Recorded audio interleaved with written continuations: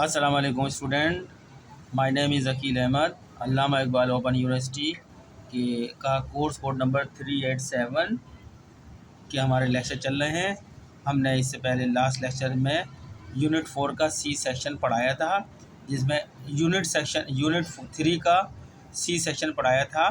Unit 3 C section पढ़ाया, उसमें informal letter आपके सामने बना आपके उसके बारे में पढ़ाया था और आपको जो है बना कर भी दिखाया था। ठीक है, फॉर्मेट आप देख रहे होंगे। आज हम जो है आपको यूनिट नंबर 4 का सेक्शन सी जो है राइटिंग फॉर्मल लेटर के हवाले से, तो आज फॉर्मल लेटर कैसे लिखा जाता है वो हमने एक खत लिखा है, आपको दिखाएंगे। या तो हम पहले आपकी किताब में दिखा देते हैं। ये आपका सेक्शन सी है, पढ़ा दें थोड़ा सा ये, फिर आपको हमने बनाया हुआ अपना खत बताएंगे आपको कि किस तरह बनाया जाता है।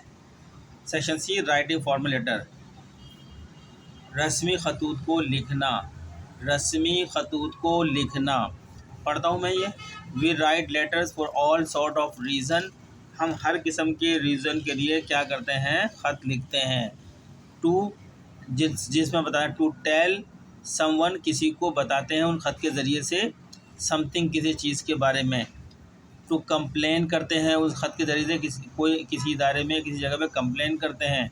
टू आस्क फॉर इंफॉर्मेशन, इतला हासिल इंफॉर्मेशन लेने के लिए ख़त लिखते हैं। और to apply for a job, एक जॉब के लिए जब अप्लाई करते हैं वो भी हमारा फॉर्मल लेटर होता है। एक जॉब एप्लीकेशन जो बनाते हैं उसका जो कवरिंग लेटर होता है वो एक फॉर्मल लेटर यानी रस्मी खतूत होता है। उसको हम फॉलो करते हुए जो प्रोसीजर है हम लिखते हैं। ठीक है, ये भी मैं आपकी बुक पढ़ा रहा हूँ, फिर आपको ख़त में अपना बनाया हुआ ख़त आपको दिखाऊंगा जो इम्तहान में आपने किस तरह लिखना है, कहाँ कहाँ। There are many different types of letter, मुख्तलिफ़ किस्म के खतूत होते हैं। दैट वी राइट, जिसे हम लिखते हैं।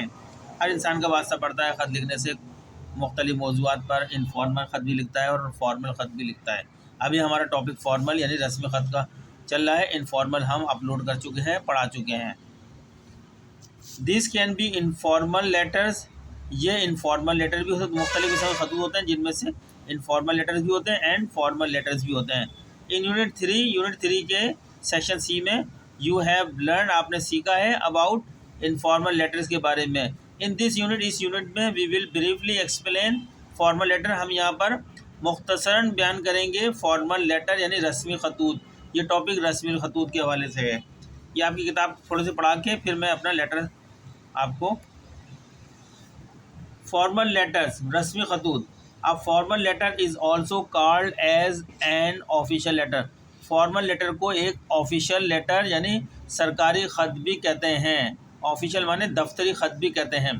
ठीक है, we write formal letters to people, हम फॉर्मल लेटर जो लिखते हैं लोगों को। वी डू नॉट नो, जिन्हें हम नहीं जानते। हम फॉर्मल लेटर उन लोगों को लिखते हैं जिन्हें हम नहीं जानते।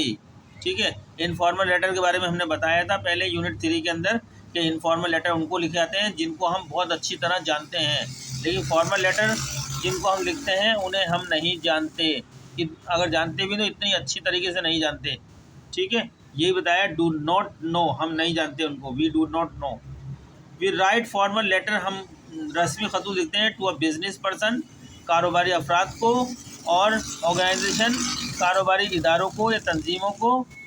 कॉलेज प्रिंसिपल, किसी कॉलेज के प्रिंसिपल को, किसी यूनिवर्सिटी के प्रिंसिपल को, किसी जो है स्कूल के प्रिंसिपल को, और एनी अदर प्रोफेशनल पर्सन, और कोई और दूसरे पेशेवर लोगों को, और इंस्टीट्यूशन इदारों को हम क्या लिखते हैं, फॉर्मल लेटर लिखते हैं। मुख्तलिफ मौज़ूआत के ऊपर हमें खतूत लिखना पड़ते हैं फॉर्मल स्टाइल में।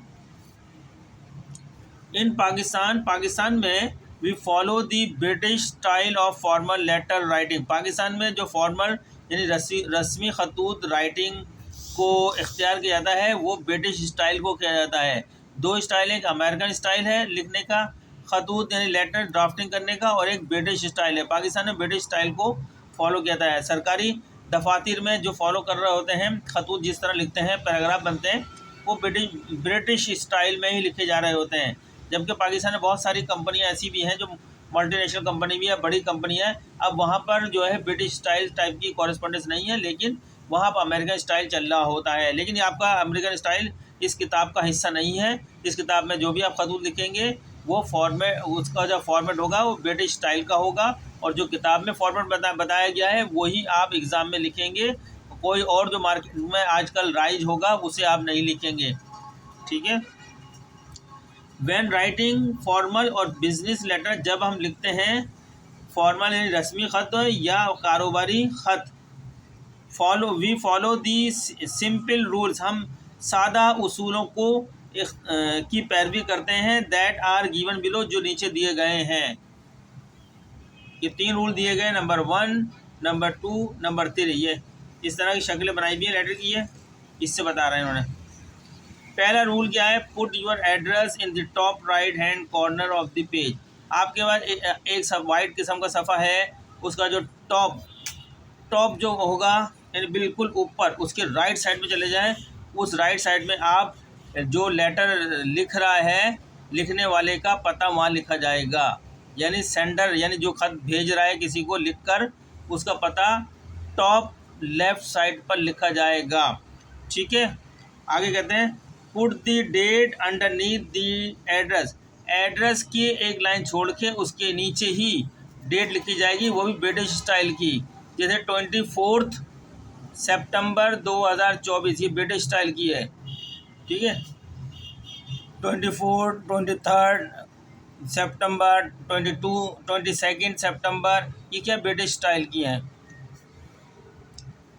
दूसरा rule, if you don't know the persons name, अगर आपको पर्सनस का नाम नहीं पता, जिसको आप एड्रेस कर रहे हैं, जिसको आप ख़त लिख रहे हैं, जिसको आप मुखातिब कर रहे हैं, उसका नाम नहीं पता, तो स्टार्ट द लेटर, क्या स्टार्ट करेंगे लेटर उसके विद डियर सर के नाम से शुरू करेंगे। उसका जो सैल्यूटेशन होगा वो डियर सर होगा या डियर मैडम, एंड फिनिश जब यहाँ पे हम डियर सर या डियर मैडम इस्तेमाल करेंगे, उस लेटर का अख्ताम जो करेंगे फिनिश होगा वो विद किसके साथ होगा, यूअर्स फेथफुल्ली पे या यूअर्स सिंसियरली के ऊपर ख़त्म करेंगे। मैं दिखाऊंगा लिखा हुआ लेटर तो समझ में आ जाएगा, लेकिन मैं आसान अल्फाज में आपको बिल्कुल पढ़ा रहा हूँ ये। तीसरा rule, always use clear simple English, हमेशा जो फॉर्मल लेटर होते हैं यानी दफ्तरी खतूत होते हैं या कारोबारी खतूत होते हैं या जॉब एप्लीकेशन है, इनमें सिंपल इंग्लिश यानी सादा अंग्रेज़ी लिखी जाती है। बहुत एडवांस वर्ड का इस्तेमाल नहीं किया जाता, बहुत एडवांस इंग्लिश नहीं लिखी जाती, सादा इंग्लिश लिखी जाती है। Finish by saying what you would like to happen next for example, आप इसको किस तरह ख़त्म करेंगे, आखिर में एग्जाम्पल दिया इस तरह, I hope to bear from you soon, मैं उम्मीद करता हूँ कि हम बहुत जल्द एक दूसरे को सुनेंगे यानी एक दूसरे से बात करेंगे। Formal letters are written for the following reason, formal यानी रस्मी खतूत जो लिखे जाते हैं दर्ज झेल वजूहात यानी रीज़न्स होते हैं, जिन रीज़न की बुनियाद पर लिखे जाते हैं वो रीज़न्स क्या हैं। Number 1, to apply for job, जब हमें जो किसी जॉब के लिए अप्लाई करना होती है, किसी कंपनी में, किसी ऑर्गेनाइजेशन में, किसी गवर्नमेंट डिपार्टमेंट में, किसी यूनिवर्सिटी में जॉब के लिए एप्लीकेशन देनी होती है, तो हम उसको फॉर्मल स्टाइल में लिखते हैं, वो फॉर्मल लेटर लिखते हैं इसके अंदर जॉब के लिए। और कौन सा रीज़न है, to makes inquiry for of a service, to ask for information about etcetera, किसी सर्विस के बारे में इंक्वायरी लेनी होती है, कोई भी खिदमत सर्विसेज होती है उसके बारे में मालूमात लेनी होती है, तो इंक्वायरी को टू आस्क फॉर इन्फॉर्मेशन, जहाँ पर हम इन्फॉर्मेशन हासिल कर रहे होते हैं तो हमें फॉर्मल लेटर लिखना पड़ रहा होता है। जैसे रेलवे स्टेशन, रेलवे की आपको टिकट, रेल के बारे में मालूम करना चाहते हैं, वह ख़त लिखते हैं कि ये वाली रेल जो है कितने बजे और कितने टाइम पर आती है, तो हम इंक्वायरी कर रहे होते हैं। उस इंक्वायरी से क्या कर रहे होते हैं, इन्फॉर्मेशन ले रहे होते हैं कि ट्रेन के हफ्ते में किस किस टाइम पे चलती है क्या, और जो है कितने दिन चलती है और किस रूट से किस रूट जाती है। ये हमारी जो इंक्वायरी है, इन्फॉर्मेशन, इसका जो ये इन्फॉर्मेशन कहलाती है। फिर लॉज है कंप्लेंट, जब आपको कोई कहीं शिकायत दाखिल करनी होती है तो आप फॉर्मल लेटर लिखते हैं, रस्मी खतूत लिखते हैं, इन्फॉर्मेशन। ये लॉज माने रजिस्टर करना, लॉज माने दाखिल करना, कंप्लेंट माने शिकायत। जब किसी शिकायत को दाखिल करते हैं, रजिस्टर करवाते हैं किसी ऑर्गेनाइजेशन में, तो उसके लिए भी हमें फॉर्मल लेटर लिखना पड़ता है। लास्ट पॉइंट इसका, to recommend someone for a certain job और पोजीशन, जब किसी शख्स को किसी जॉब या किसी पोजीशन के लिए सिफारिश की जाती है तो वो सिफारशी ख़त जो होता है वो भी फॉर्मल स्टाइल में होता है। ठीक है स्टूडेंट्स, अब मैंने एक फ़र्ज़ी ख़त लिखा है, ख़ुद ही सब्जेक्ट बनाया, खुद ही मौजू इसका, ये किसी किताब का लेटर नहीं है, अभी मैंने इसको खुद से लिखा है, एक फ़र्ज़ी जहन में सोचते हुए मौजू कि एक आपको बताऊं कि फॉर्मल लेटर कैसे लिखा जाता है। ये मैंने यह फॉर्मल लेटर लिख रहा हूँ मैं, कैसे लिखा जाएगा।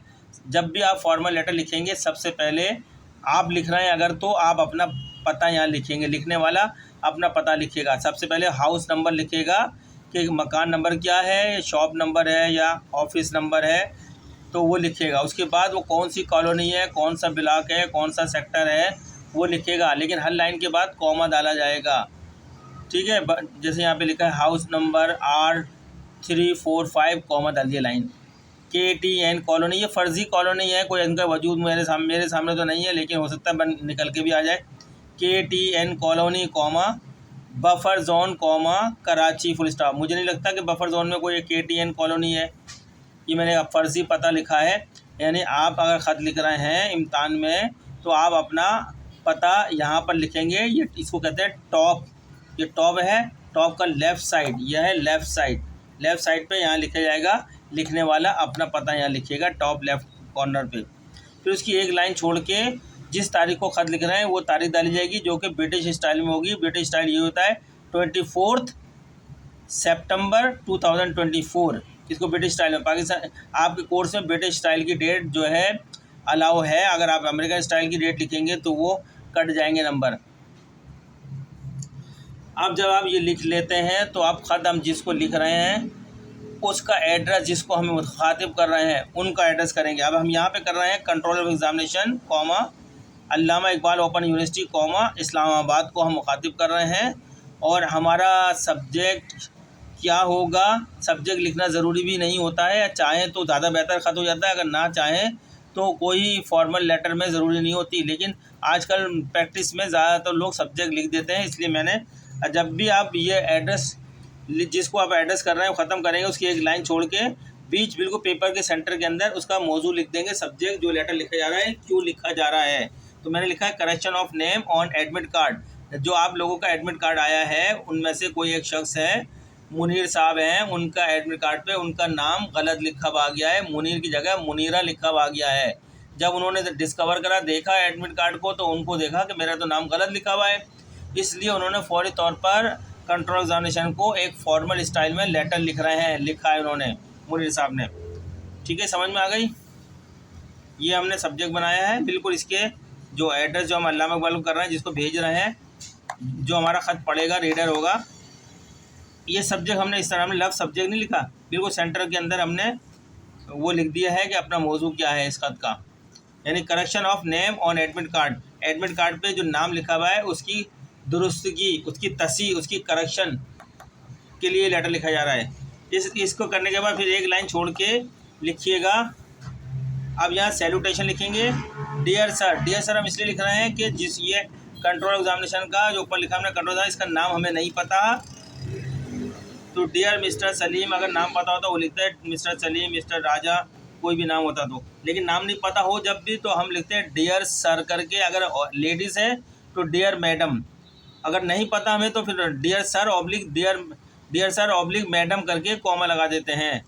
ठीक है स्टूडेंट्स, फिर यहाँ मेरे पास जगह कम थी तो मैंने लाइन नहीं छोड़ी, आप एक लाइन छोड़िएगा, इसके बाद एक लाइन छोड़िएगा, फिर पैराग्राफ शुरू करिएगा एक लाइन छोड़ने के बाद।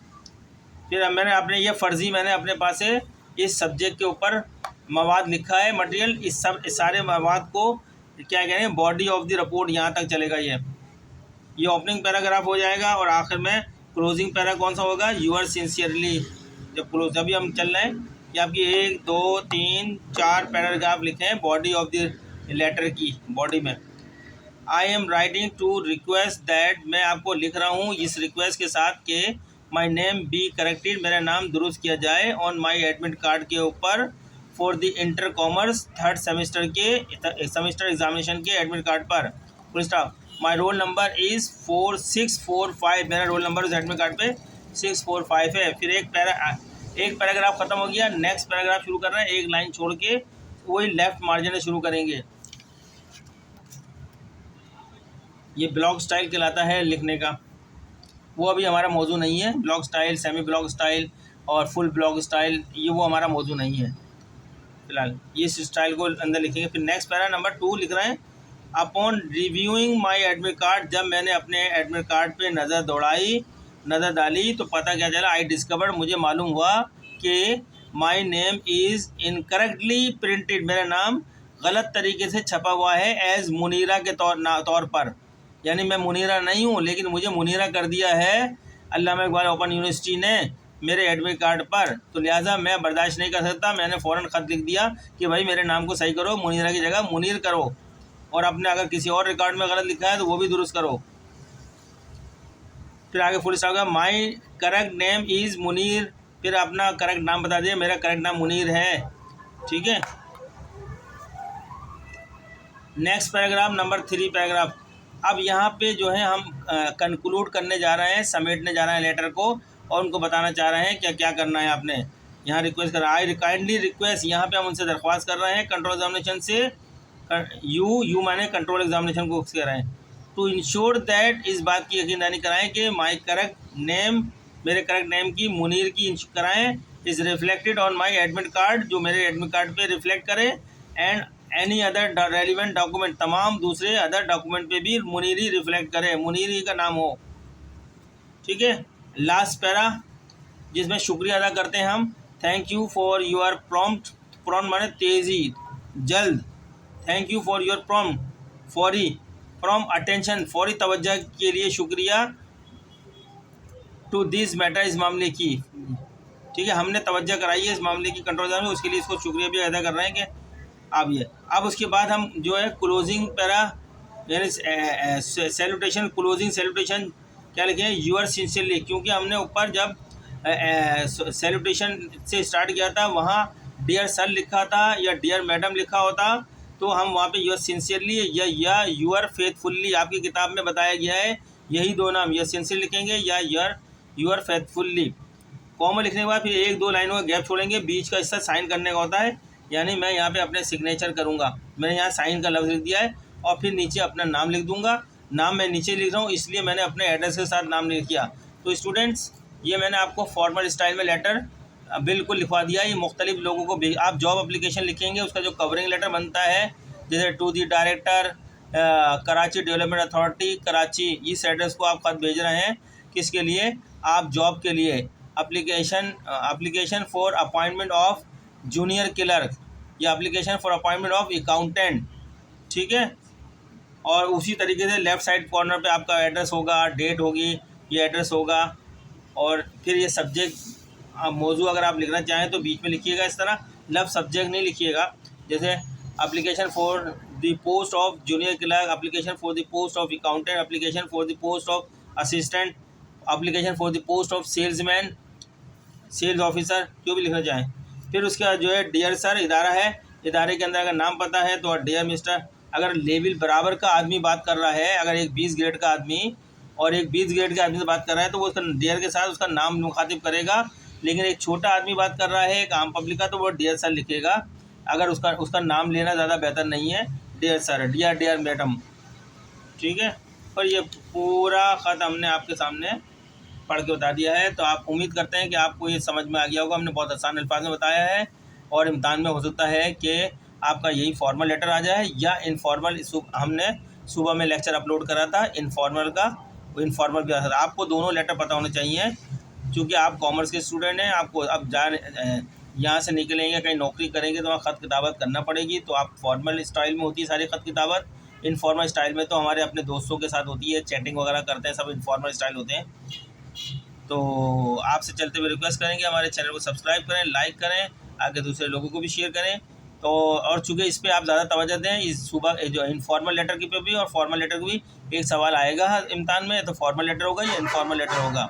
मिलते हैं नेक्स्ट लेक्चर में, तब तक के लिए अल्लाह हाफिज़। कल आप पेपर देने चाह रहे हैं, इंशाल्लाह कामयाब होकर आएंगे अगर आप बस ये लेक्चरों को अच्छी तरह सुनें और अपनी किताब पढ़ें। जो लोग किताब पढ़ के जाएंगे वही कामयाबी अच्छी तरह ले सकेंगे, अगर किताब नहीं पढ़ेंगे, मैंने तकरीबन आधी किताब तो आपको पढ़ा ही दी है, एक आइडिया मिल गया किताब पढ़ने का, उसी लाइन को देखते हुए आप खुद भी किताब को पढ़ सकते हैं। किताब इतनी मुश्किल नहीं बनाई आपकी, इतने मुश्किल अल्फाज नहीं लिखे, आसान तरीके से। लेकिन शुरू में लाइन नहीं पता होती किस तरह पढ़ा जाए। अब हमने पढ़ पढ़ के लिख लिख के बता के आपको लाइन बता दी गई है। आप आगे चैप्टर को पढ़ें, अभी भी रात है, कल आधा दिन है, आप स्टडी कर सकते हैं। बहुत सारे चैप्टर जो रह गए हैं आपको एक आइडिया मिल जाएगा। तरीकाकार मैंने बताया, इतने चैप्टर हैं, वही आखिर तक चलेगा। अल्लाह हाफिज़।